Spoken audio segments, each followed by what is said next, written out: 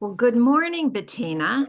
Good I'm going to, morning. going to introduce myself. I'm Linda Seacrest, and I am one of the founders of Grokking Wholeness, which is a website about consciousness. And you can visit it, Grokking, wholeness, WHOLENESS It's not .com, it's .info. We have websites, or we have our own website. We have newsletters, which we only produce once a month, so we won't barrage you with a lot of emails. And we'd like for you to sign up so you can get our emails on a monthly basis. And every time then that we post a video like this one today, then you can view that. So we'll talk about Bettina. I want to say that we're going to talk today about conscious aging. We're not going to talk about diet and exercise and all that meditation, all that stuff. We're going to talk about something more special and more important, I think, than most all of that. So, Bettina, take it away.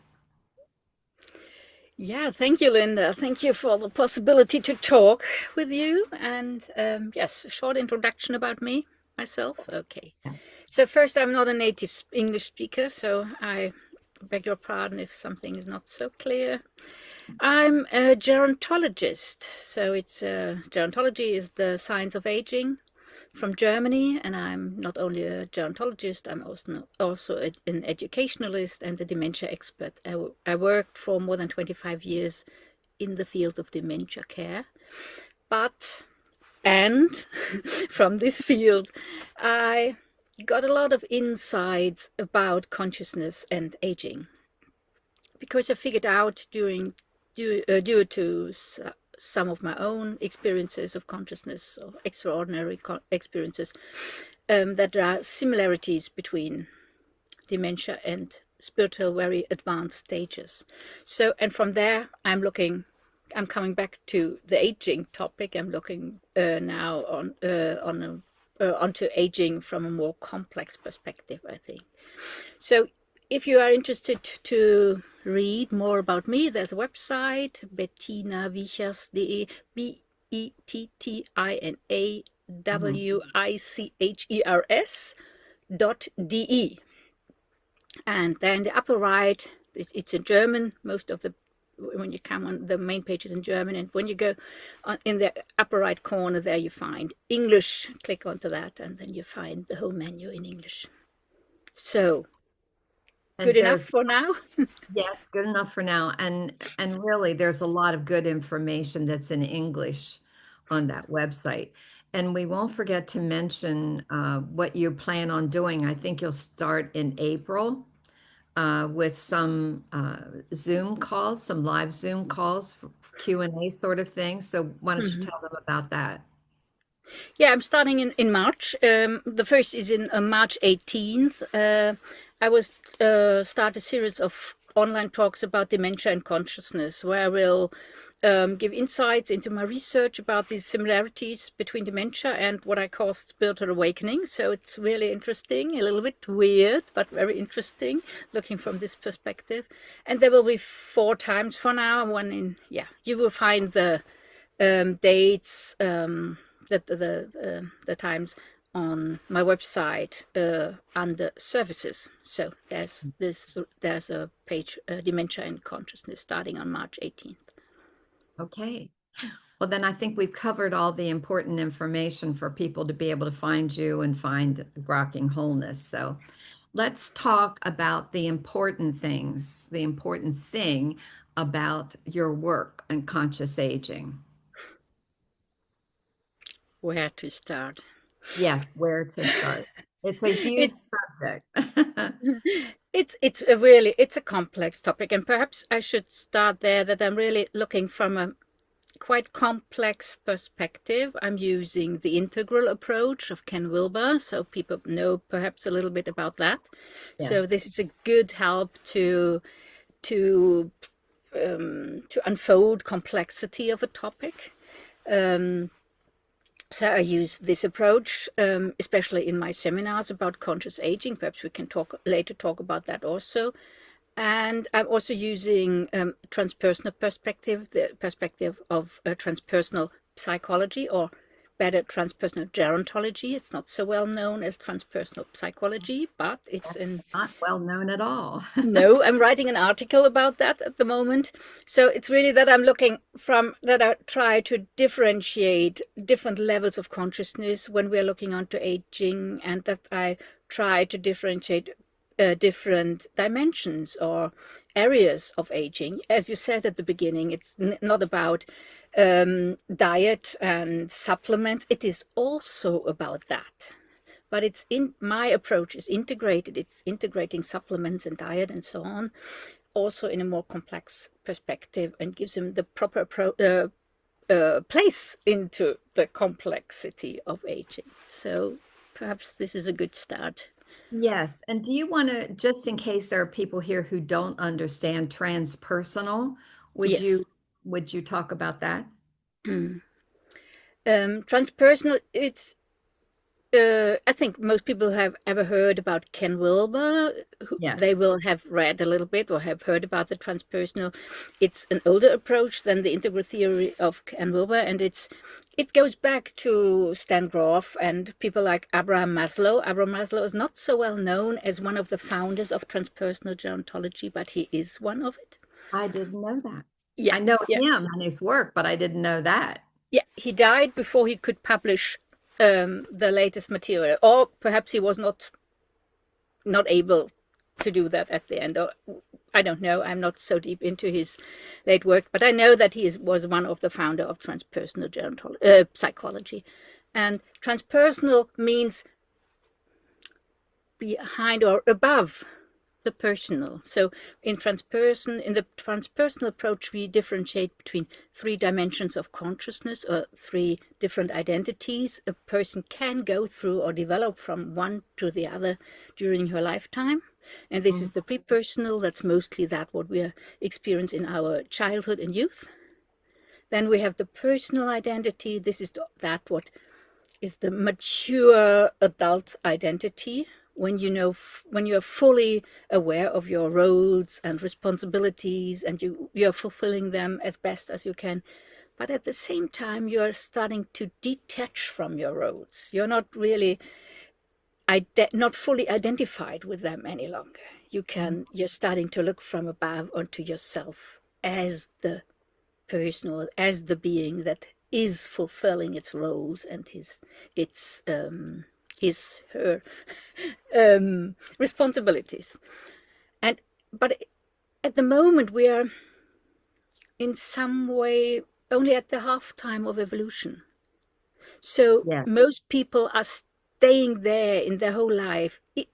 Sometimes some of them are even never reach the full mature identity of a adult person, of a personal identity, even in their adulthood or in their old age. And as humanity, we are more or less still growing into the full potential of the personal identity. But there are people going further. They are going Yeah. behind the personal. They're having experiences, intended or not intended, perhaps by meditation because they're on a Buddhist path, or also in Christian mysticism we have the reports of experiences going beyond our reality. Mhm. Having Yes. having experiences we can't make sense of at the beginning. Or a lot of people are trying substances, psychedelic substances, and they're having experiences behind that. So if we sneak into this dimension, then we are becoming a first taste of the transpersonal identity. And transpersonal means really I'm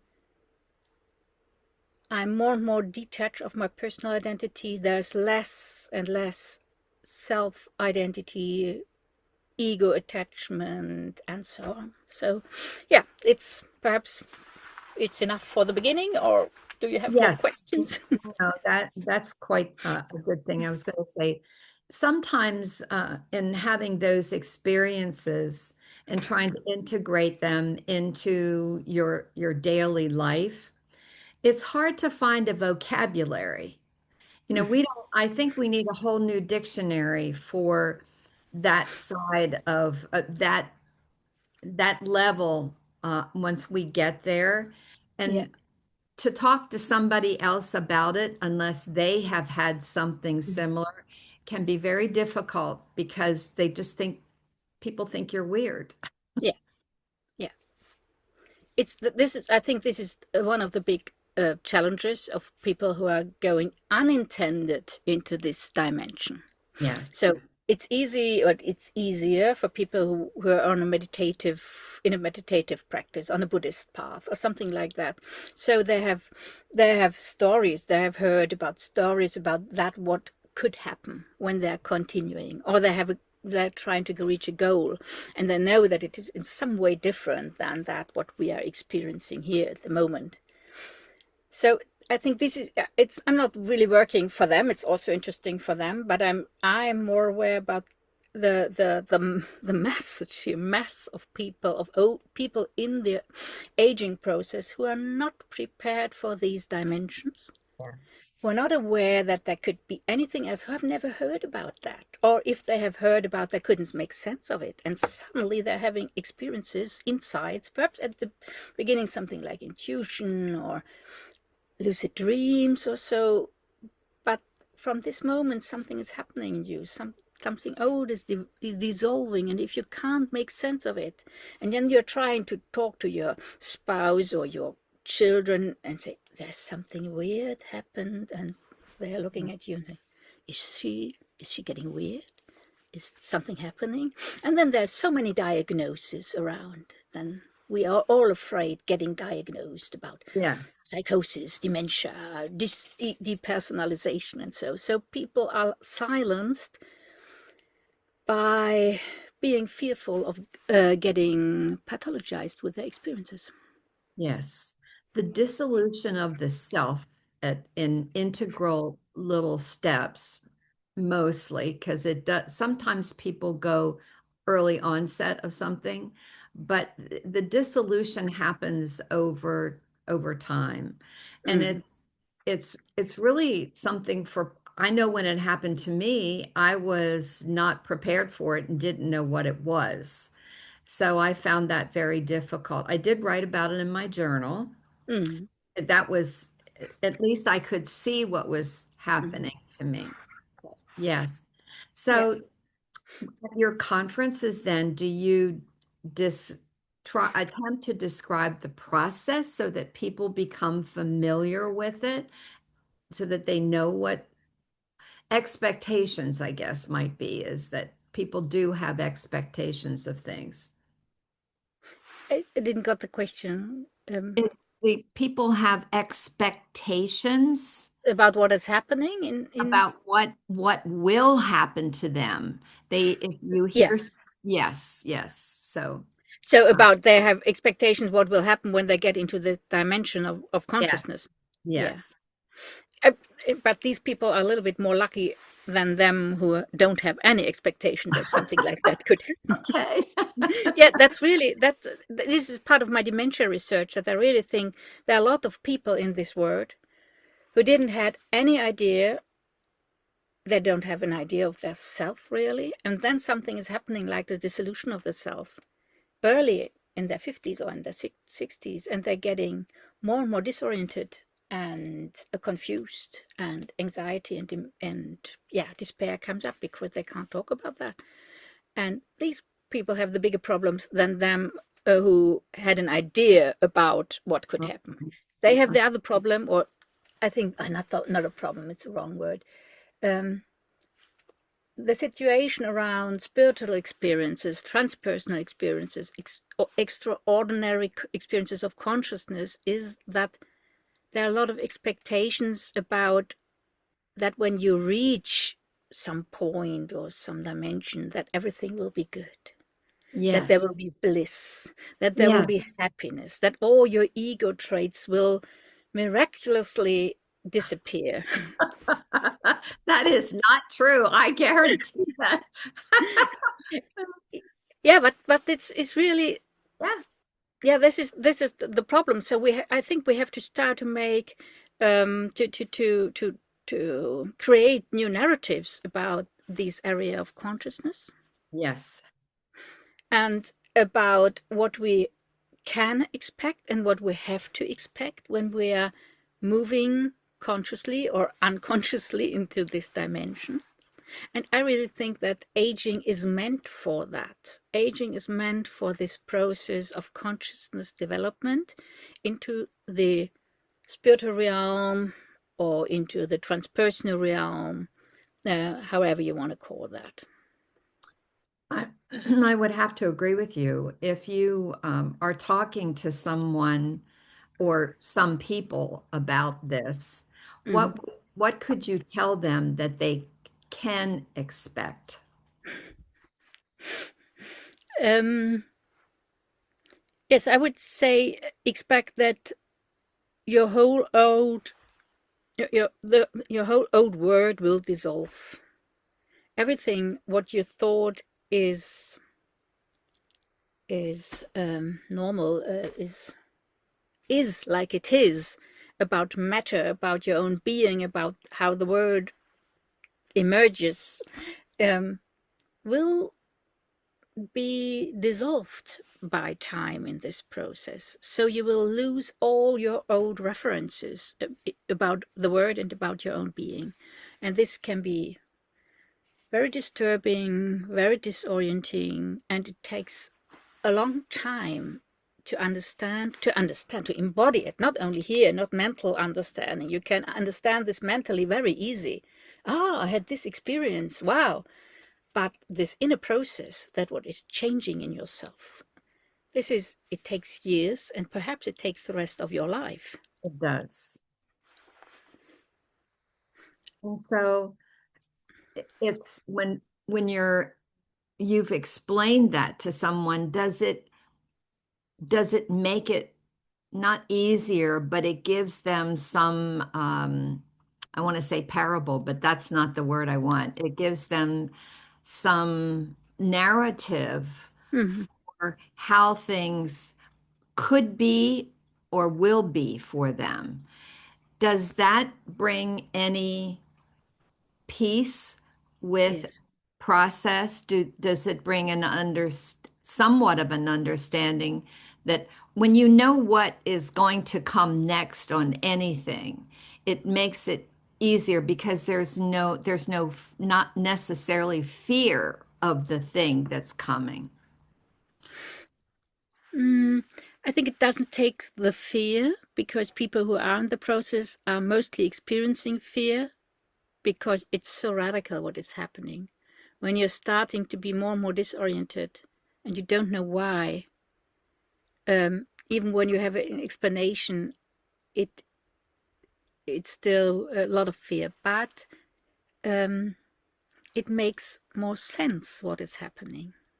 When I talk with people and when I show them my models of consciousness development and aging and um, explaining this process of the dissolution of the self in aging, this gives, yeah, it makes sense. There's a kind of, I think the English word is relief. There's, Ah, yes, oh, yes, okay, I'm not crazy, yes. and I'm not. Mm. I'm probably not going into dementia. I'm not sure, but there could be another explanation for that. What is going on with me? And in Germany, I often have that when I'm talking with people who are aging, who are in their 60s or 70s. We have a lot to do individually with trauma and especially with the transgenerational trauma in Germany. Yeah. And it's difficult to differentiate. We don't have really narratives about the differentiation between personal trauma and transgenerational trauma, because mostly when you have a personal trauma, you also have or a lot of people have personal trauma, also transgenerational trauma. And I had this with some clients in the last year about this coming from the gray in the morning.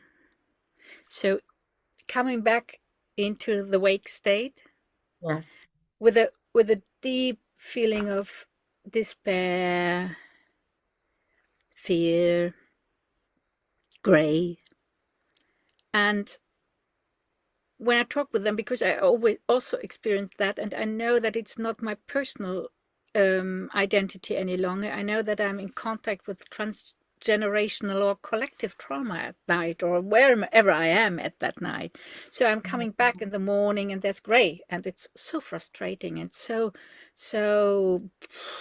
I don't have an English word for that. And then we could connect. When we can connect about that, then it makes sense. Suddenly it makes sense what is going on, and you're not responsible any longer on your own. It's not about you haven't done enough trauma work or shadow work or therapy. These are mostly people who have done a lot of that and still experiencing this. Is it So from the collective then? Is that what you're saying? Is from the collective just consciousness? yeah, Yes. yeah, to be connected with that Yes. and experience that in your processing that through you. And when we talk like that about this, that is another dimension of consciousness we are connected to, but it's not blissful, but it's gray and it's dark and it's, yeah. Then then it makes sense, and that it's easier to live with that and to process that. It's yes, to live with on a daily basis Yeah, and to be able to and processing it generally for me anyhow, speaking from the personal, allows me to let go of something. If I'm yeah, processing it, then yeah, it can go on its own. yeah. Yeah, it I think for me, when I went through this process, I don't know if how you are experiencing that, but it's mostly with a lot of tears, really a long time of really a long hard time, and then there's something getting, it's more lighter, brighter, and it I feel it's more integrated, Okay. and it's not really letting go. It's a little bit dissolving and integration at the same time, and then it's easier to live with that. Yes. I Yeah. describe that process as getting softer. Yeah, It's not it's as beautiful. hard and harsh. The Yeah. tears help. It's like the tears help to dissolve it. Hmm. I remembered the first time that I had an experience like that. And Mm. I was actually afraid to go to sleep because Hmm. I was saying to my friend, I don't want to go to sleep because I'm afraid I'm going to disappear. I Yeah. actually felt like I wouldn't be here if I went to sleep, I would never wake up. I just wouldn't be here. She said, "Where are you gonna go?" I said, "I don't know. I just think it just like a mist, it disappears." And it wasn't, and I wish I would have known what was happening to me at Mm. the time because it would have made sense. It was years later before I heard it described. And I went, oh my God, that's what it was. But I didn't Mm. have a teacher. I didn't have a spiritual teacher to Yeah. explain that to Yeah. me. Yeah. That makes a huge difference, Bettina. Yeah. And as a gerontologist, I think we don't need only spiritual teachers. We just need spiritually or consciousness about consciousness informed nurses, GPs, teachers, professors at the university. So we need this knowledge about that, what I call transpersonal gerontology, Uh-huh. about the transpersonal aspects of aging. We have to bring this into the professional fields. Well, do you think that's ever going to happen? It doesn't appear to be, unless you take a class, a specific class for something, it doesn't seem to be making its way into the educational or the medical system.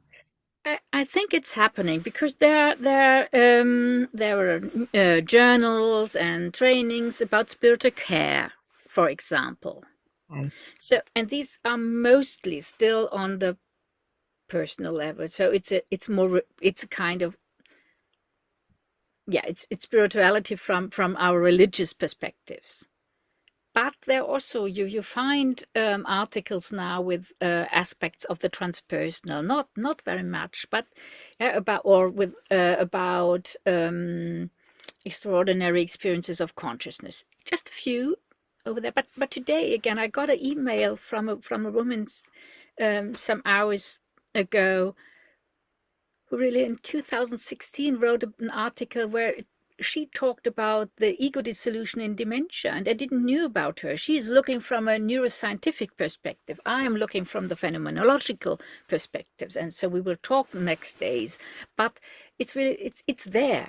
And I was last year. I was on the Science of Consciousness conference, so there are always people around who are talking about consciousness beyond the brain. So I think this is the best expression. It's not consciousness here in our brain, it's consciousness beyond the brain. So, and these perspectives are in the universities. There are a lot of people doing research about that. We have to bring it now into the I'm so glad to nursing hear. homes. Yeah. Oh, definitely. We definitely need it in the nursing Yeah, home. yeah, yeah. Can you speak a little bit about your own personal experience with this, the dissolution of self? Can you Mm-hmm, talk? Okay. Would you mm-hmm. please? Yeah, I think I had my whole life some insights into dimensions that I didn't understood and that made me fearful at that time. But it became more and more in 2017, when I was sitting and crying for for most of my days, and I didn't understand why. And then it went on. I tried to continue with my work. I was a clinical supervisor and teacher in nursing homes, specializing in dementia. So I was in this field, and then in 2018, shortly after my son left our home for going for half a year to Australia, so I was free, totally on my own for the first time in 18 years. So it was the first time that something could really happen. Yeah. I had a kind of breakthrough. I call it a breakthrough. I had an experience of nothingness. It was really a moment while contemplating a scientific text about consciousness development, adult development. I was sitting and contemplating that because it was a sentence uh, where my mind couldn't make sense of it. So I was sitting there and having this sentence in my wherever, contemplating how you are contemplating, and then suddenly I went behind the words. So, and there was no I any longer, and there was nothing any longer. It was just and everything dissolved. So it was an experience of absolute nothingness, and there was a knowing that was not a personal knowing. There was no identity any longer, and at the same time there was a knowing that never ever anything existed. So, and it was so radical that it never went away again. So it's still always there, and I came back and everything was the same. It was like before, and nothing was the same because this happened. And from this moment on, I had to learn to live with this, two realities, Yes. and trying to bring them I think it's non-duality. If you are really one day able to live in a kind of existence where you are aware that both is not two, or that there is not two at the same time, and I'm far away from that. So I say most of the day I'm 23 hours and 50 minutes I'm in deep sleep, and 10 minutes I'm awake. So it I don't know how to explain it. It has changed. It's now over 7 years. So, but I went into a deep process of dissolution, of transformation, a deep dark night over years. And during this process, I experienced on myself, or I could witness on myself, dementia-like symptoms. And from this perspective, I was looking back onto my profession, onto my work, and I found a lot of experiences in myself that I have had diagnosed in people with dementia before. And then I went and did the research. I read about neuroscience. I read about spiritual experiences. I listened to Adyashanti videos. He's describing this perfectly.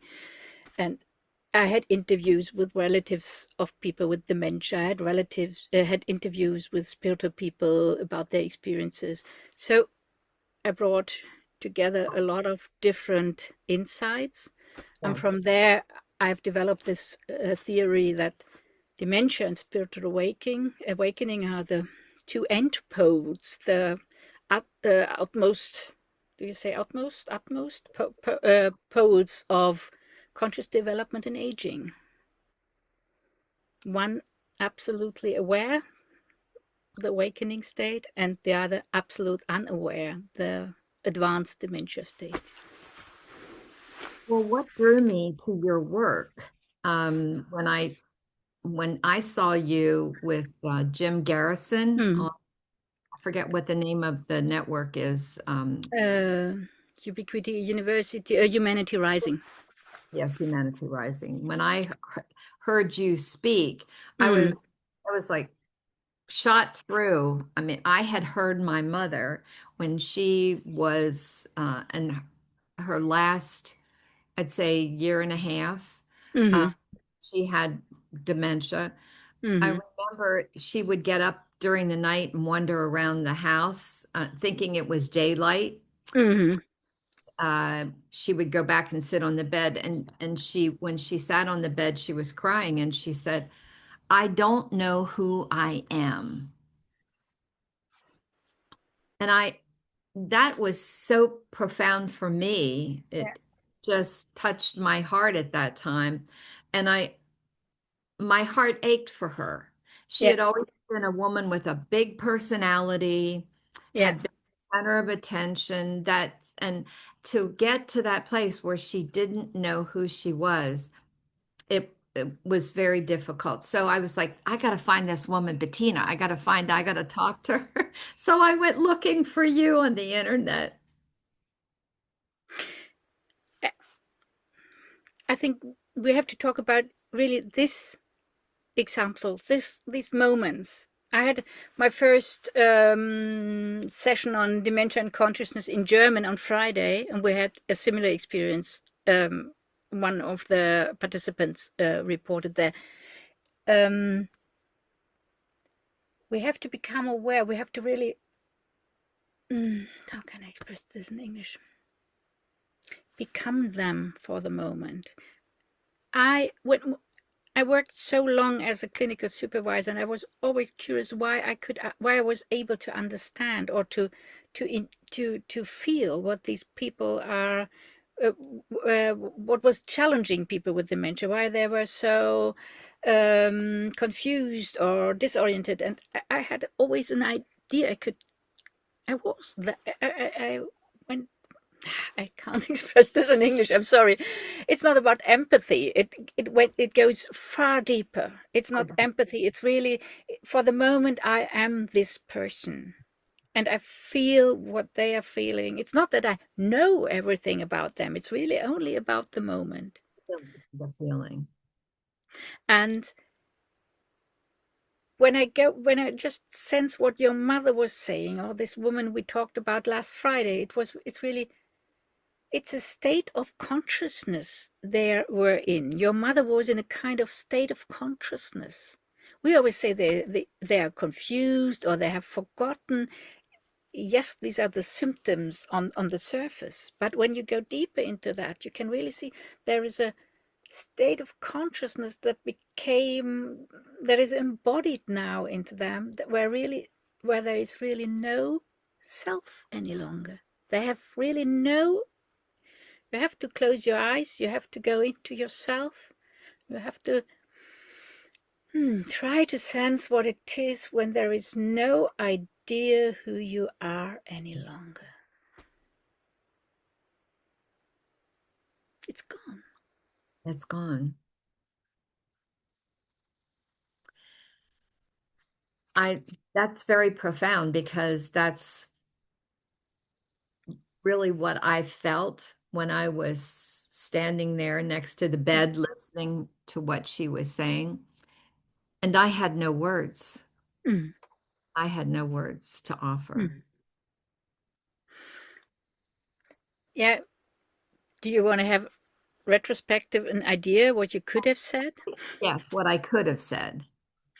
So I've taught this method for a long time, and I think it's still valid. It's called integrative validation. In English, in America, there was a woman, Naomi Feil, who taught validation. It was a little bit more complex, and later came a German woman, Nicole Richard, who did an approach of integrative validation. It's at the end, it's only you're mirroring them. You're using your empathy, and you are sensing what is happening. And then I would say, there is no one any longer. And then wait, just sit. And wait, perhaps something is happening, perhaps not. Just showing, I feel you. I get what you are, in what kind of state you are in the moment. And it's okay. Just here. We're just here. Brings tears to my eyes. Yeah. Can feel that. That's why it's so important to know these things because there are so many people who are in this state in the US. They Mm. keep talking about the rising numbers. Yeah. And it's we have to know how to deal with this, how to respond to it. Mm. Not Mm. react, but respond Totally. from something deep inside.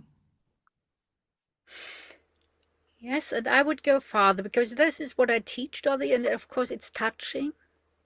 And I'm really glad that you showed your tears for this moment, because most people want to avoid that. Ah, They don't want to show how touched they are, how deep it is moving them yes. when they connect on this level of unfathomable nothingness, dissolution. It feels, or we are projecting something like there is no identity. Yeah, there is no identity any longer. It's like that what we are trying to reach in the Buddhist traditions and in Advaita Vedanta. It's the same. There is no identity any longer, but it's unconscious. They are not aware of what is going on. While in the spiritual traditions, we are dreaming of being aware of what is going on. So, and this is really, it moves us deeply, yes. It And does. being moved, being willing to be moved and touched and brought to tears, that is Yeah. what we need. That's really the best way. You know, we don't need that mask that we Yes, carry. yeah, So it doesn't do us any good. yeah, It's when you're young, that's all that you have is the persona that you're yeah, carrying. But the mask, the persona gets too heavy and it has to drop. That and the process starts. That's when that mask yeah. drops. That's when the whole process of, like you said, the Buddhist of letting go of Hmm. of an identity that doesn't serve you anymore. And I would differentiate a little bit, because what is dropping is the persona. That is dissolving, the Mhm. identity. But most people try to keep the mask, and Uh, this makes it difficult. yes. To to fight against that, to hold on to that. Yes, when you try to hold on to anything, Yeah, it just makes it worse. It does. Not to give up. You want to hold on. yeah. And I think this the most relieving thing when people are talking with me and hearing about my perspectives is that they can show up with all the disorientation and not knowing and confusion and fear they are experiencing in their aging process. They can show up that they're disoriented, that they forget where the key is every day, and that they're so afraid that it could go into dementia. Just showing up. we are all this becoming forgetful is part of the aging process. Yeah. And of course, there's a moment where it could become pathologized or very different, where difficult, where we really lose our orientation for the rest of our time. But at the moment, we are just having this perspective. Perhaps there's also another perspective to live with this kind of disorientation as part of the dissolving process. I don't have to remember all birthdays around in my big community when I'm 80. Why? This self is going, and the self can't make sense any longer out of birthdays. And if it always still tries to hold to all these birthdays, of course it's getting confused and ashamed. Oh, I forgot this birthday. Yes, it's okay. So we have to talk about our expectations about aging also. Well, they have been, people have in this country. I don't know so much about Germany and Europe, Mm, but old age was when my grandmother became frail.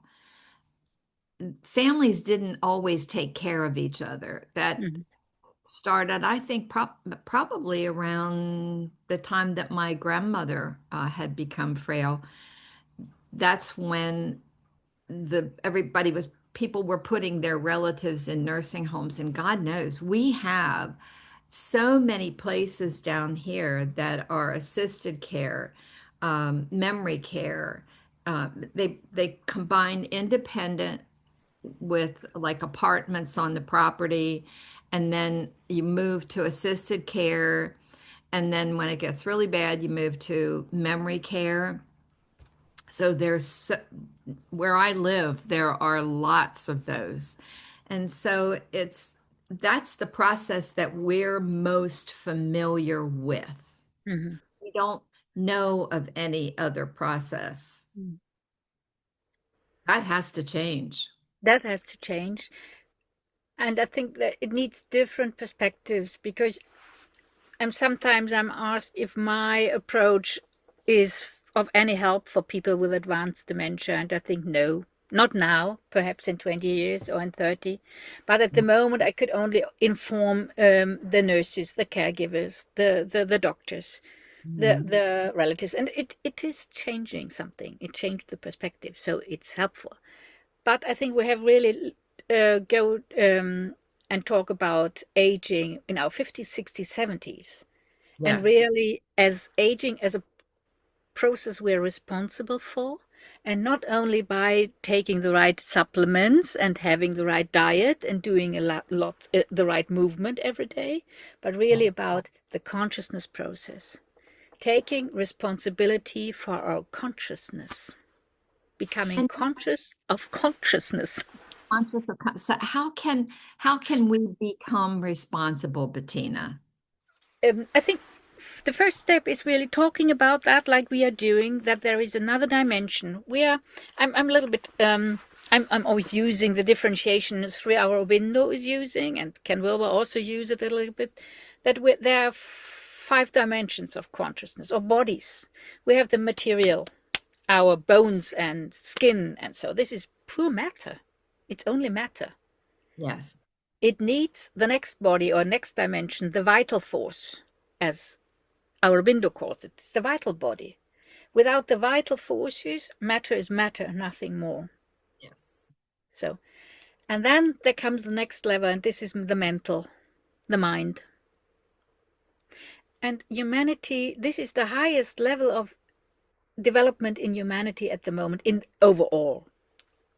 So we have just grown into the mental, really, as humanity, we are still growing into it, and just over the last 100 years or something like that.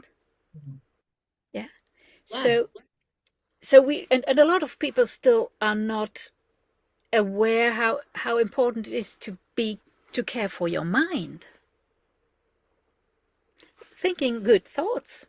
Yes. And then it's also mostly so esoteric and a little bit woohoo. Yeah. because thinking good thoughts is only possible if you have done the shadow work, the psychotherapeutic work. If you are having deep trauma in you and you're not aware of your traumata, you can't think good thoughts. It's impossible because there are always these dark streams coming up. So you have to do the work for being able to thinking good and good thoughts and having an idea, having really thoughts about a good future. It's not That is able, you, so true. So yeah, true. yeah. And we're not there really that people are aware that they are responsible for the health of their mind, of the health of their thoughts. And then what we have talked about is the next level, and this is spirit or the soul. It's Yeah. consciousness. It's consciousness, and consciousness means meta awareness or awareness of awareness. You are aware that you are aware. You are aware that there is consciousness beyond the brain. And just informing people about that, bringing this knowledge, this understanding to people in the aging process, I think this is important. Yes. And of course, I'm thinking about methods and so on, but I think it's too early. It's just about, hey, listen to this knowledge and think about, become aware of your thoughts. That's metacognition, that Yeah. people are learning to become aware of their thoughts. That's enough practice for the rest of our life for most of us. I And I'm every day uh, collapsing by this work. Yes, because yes, yeah, I can understand that. It I picture a huge weight yeah, on your shoulders because you're a pioneer. Pioneer, it's difficult to be a pioneer. Very hard. Nobody believes you at first. You know, the world's flat. You're gonna drop off the other end. And when Columbus set sail, they thought he was gonna fall off. And it's still that way for, especially in science. You know, they describe sometimes as a pot of crabs. yeah, And as they go up, the other ones drag them down because they refuse to go beyond their own theories, their own whatever they've discovered. That's it. But one thing for sure, Patina, about science, it's always changing. It yeah, has never been any kind of science, everything has changed. yeah, yeah. And I'm a little bit proud about being accepted with my research at the World Congress of Gerontology and Geriatrics in July in Amsterdam. So I will make a poster presentation about my new model of consciousness development in aging between dementia and spiritual awakening. So for me, it's really huge that I've accepted that topic. So it is changing, but it's really a hard path. I'm sitting here in a camper van, living in a camper van because it has thrown me, this process, 7 years now, has thrown me so far out of anything. My whole world dissolved, my whole connections, friendships, family, more or less is gone. I can't do my former job any longer because I can't teach dementia as I did for 25 years. I can't. It would, yeah. It So would be telling lies. You couldn't do it would, that. yeah. I would be honest, dishonest, and I think it's about that aging. I had one client who once said, "Oh, and I thought aging would be nice and comfortable." He recognized that it was an illusionary thought, but it was so honest at that moment. And I thought, yeah, it's about that. We lived with the narrative that we have to care for people, for old people. They are allowed to retreat, to disengage, and of course, it's more and more the way inside. The, so it's not the way outside any longer. You're not so much connected to the outside world any longer. So the way goes inside. Um, But it's hard work. It doesn't stop. It's now a work of the mind and of consciousness, not with your hands and yeah, your body. They are getting weaker, but the work is still to do. Still to do.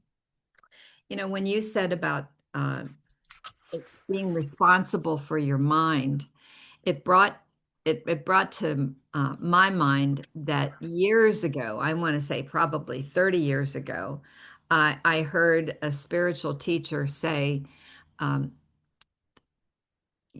pay attention to the thoughts that you have in your mind every Yeah. day.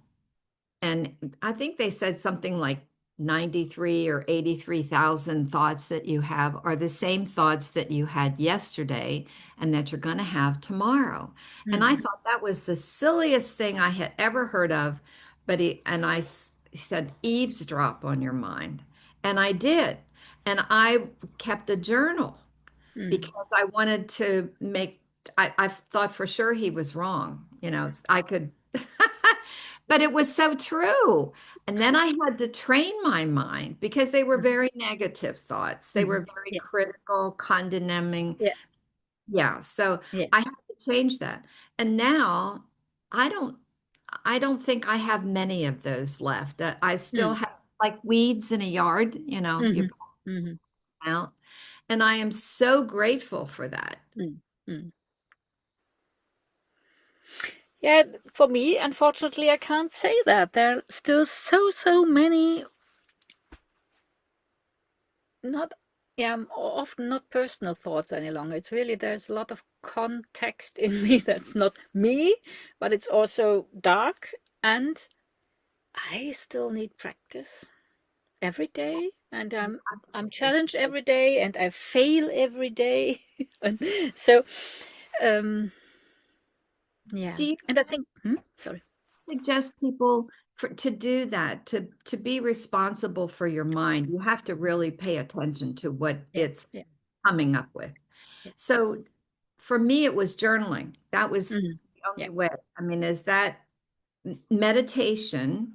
People talk about witnessing your thoughts. Mhm. Those are two things. So do you suggest anything else for that process? I think it's there's no suggestion that fits for all people. So I think you have really become this also part of the integral theory. Become aware of your typology. How are you meant to be? And what is your kind of being? Because everybody needs a different practice than the other person. Yes. So one needs to have a 2 hours walk every day, and when you need a 2 hours walk, then use that and watch your thoughts while you are doing. Look what you are projecting onto you. Look at every piece of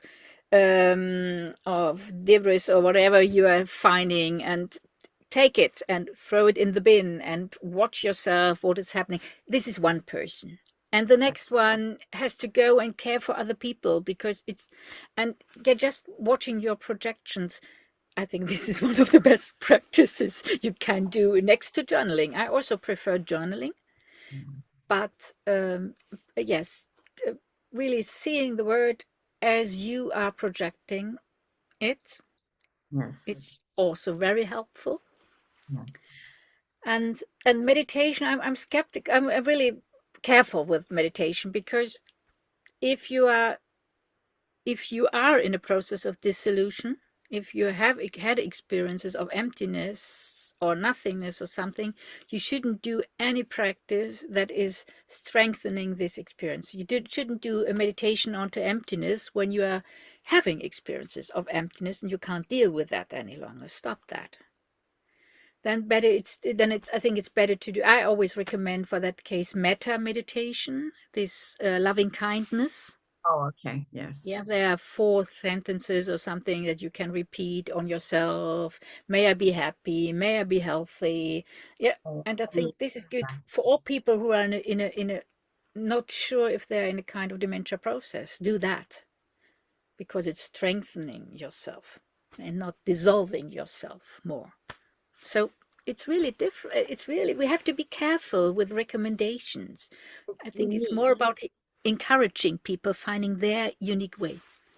Yes, to try different things until you find the one that kind of that you stick with, that I'm going to say that that you can do every day until you don't do it anymore, and then you find another kind of thing and you stick with that until that doesn't work anymore, and you just keep going. That's what I've Yeah, done. yeah. And really encouraging people in that, because I understood in the last years that I have something, some kind of ADHD brain. So I never stick to any practice for long, except of contemplating scientific art journals or papers. So this is one practice, but I am changing every day my practice. So, and it was so difficult for me because people always recommended stick to something, and it's not my typology.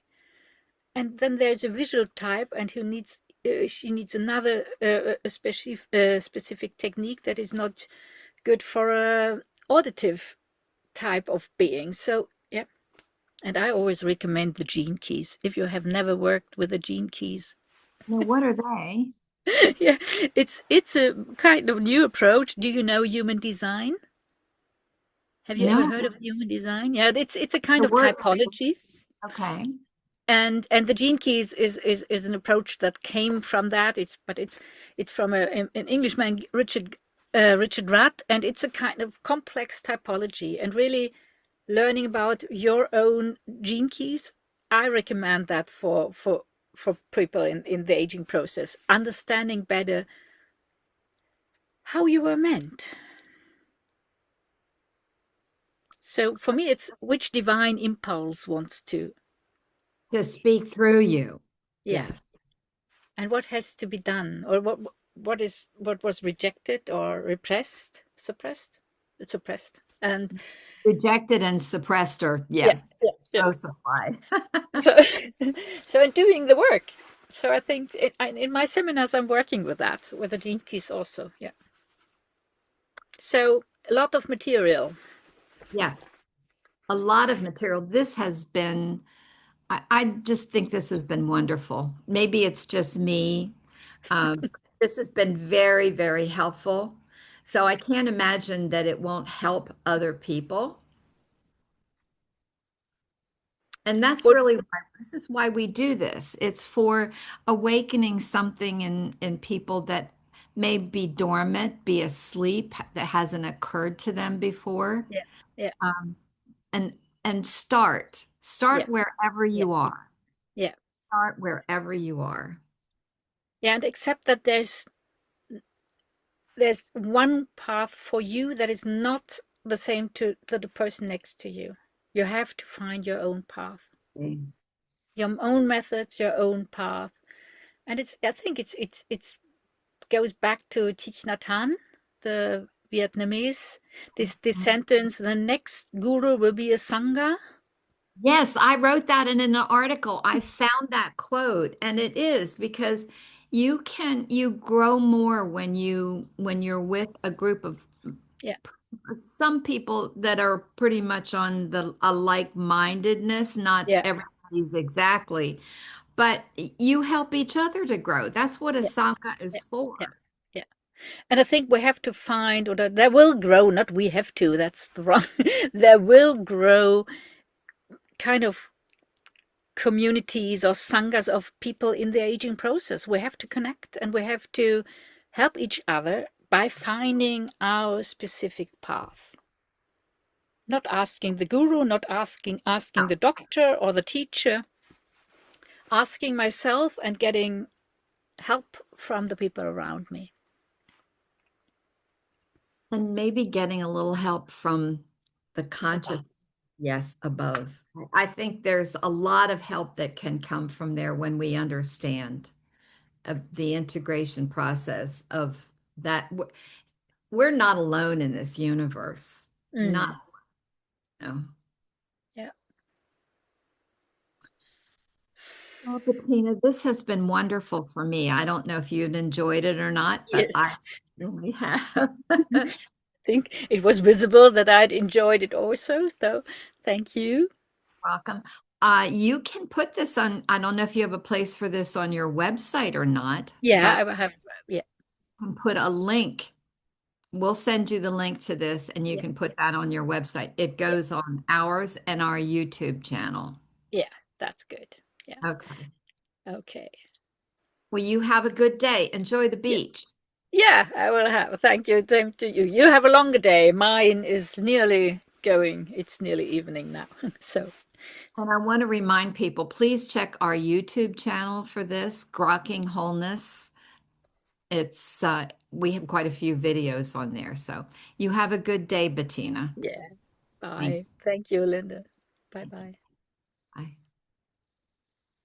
have to put my glasses on so I can see. Hmm.